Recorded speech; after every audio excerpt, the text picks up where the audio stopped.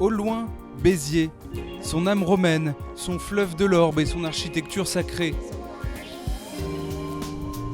C'est avec Sabine que nous allons découvrir hors des sentiers battus les perles de sa ville natale.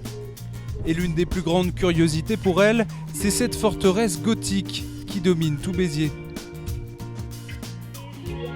Les touristes ici sont impressionnés par cet aspect un petit peu fortifié de la cathédrale Saint-Nazaire.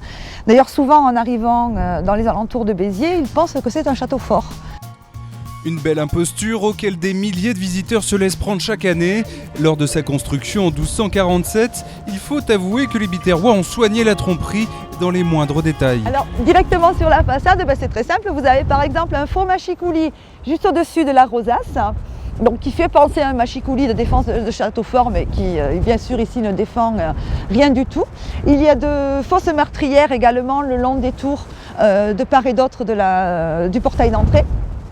Donc tout ça, des tourelles également sur les toits. Donc tout ça fait partie de cet aspect fortifié, mais qui n'est que factice. Un moyen pour la foi catholique de surplomber l'hérésie cathare. À l'intérieur, en revanche, tout est vrai. Mais là encore, les Biterrois se sont offerts quelques originalités que Sabine ne peut s'empêcher de raconter aux premiers touristes.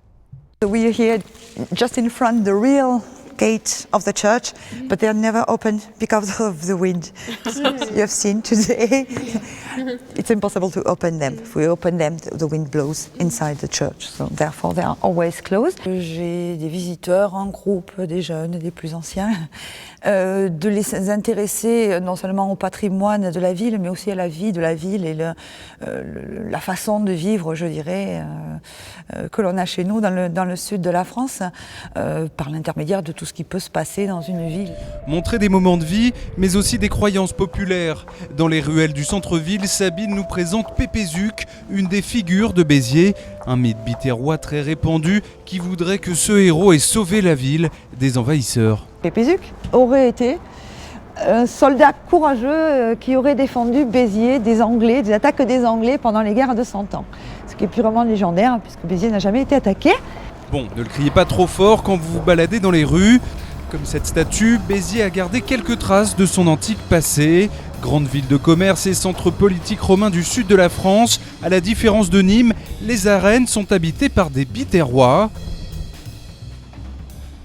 L'accès y est interdit au public pour le moment, mais nous avons réussi à nous faufiler. À Nîmes ou à Arles, elles se sont transformées en fortifications.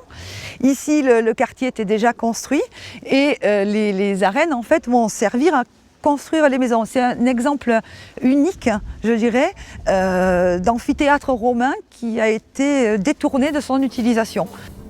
À Béziers, on ne fait jamais rien comme tout le monde. Et cette singularité, on la retrouve dans les lieux les plus improbables. Un des lieux favoris de Sabine, le vieux cimetière. Et c'est à la fois un jardin, un musée de sculptures avec beaucoup d'originalité et de tombes très différentes. Jusque dans leur dernière demeure, certains ont construit les sépultures les plus excentriques. Statues sensuelles, typographie atypique ou encore sphinx, certains sont même allés jusqu'à reproduire des temples égyptiens pour remplacer la Vierge Marie, peu commun. Et ici, donc, il y a effectivement une procession au dieu Ra, donc probablement un féru d'égyptologie qui a été enterré ici et qui s'est créé une tombe vraiment très originale. Ici, c'est un peu comme le Père-Lachaise. Un cimetière aussi sophistiqué, c'était un moyen pour les vignerons du XVIIIe siècle de montrer leur puissance. Et pour refaire des tombes aussi belles, il faut carrément faire appel à des maîtres artisans. Voilà. Parce qu'en fait, il y a énormément de corps de métier qui peuvent intervenir sur le funéraire. Ça va des ferronniers d'art, tailleurs de pierre, marbriers funéraires, et j'en passe. Il y a beaucoup effectivement de corps, de corporations de métiers qui peuvent intervenir sur ce type de monument. Des histoires loufoques comme celle-ci, le cimetière en regorge. Ici, l'on confère des pouvoirs spéciaux à cette Vierge au Macadou, désormais devenue lieu de pèlerinage. Alors la Vierge au Macadou signifie la Vierge au mouchoir. C'est une tradition biterroise et l'histoire dit que c'est une grand-mère qui serait venue donc demander la guérison de sa petite fille ou de son petit-fils et qu'elle aurait vu la statue de la Vierge pleurer, donc lui aurait essuyé ses larmes avec son mouchoir et aurait oublié son mouchoir sur place. Et bien entendu, suite à la guérison, d'autres personnes sont venues prier cette Vierge. Et il est de tradition de laisser son mouchoir sur place, en espérant que les souhaits soient exaucés. Des tombes plus incroyables les unes que les autres, avec des pierres différentes et des légendes différentes. Mais avec Sabine, Béziers, ce sera toujours un mouchoir de poche.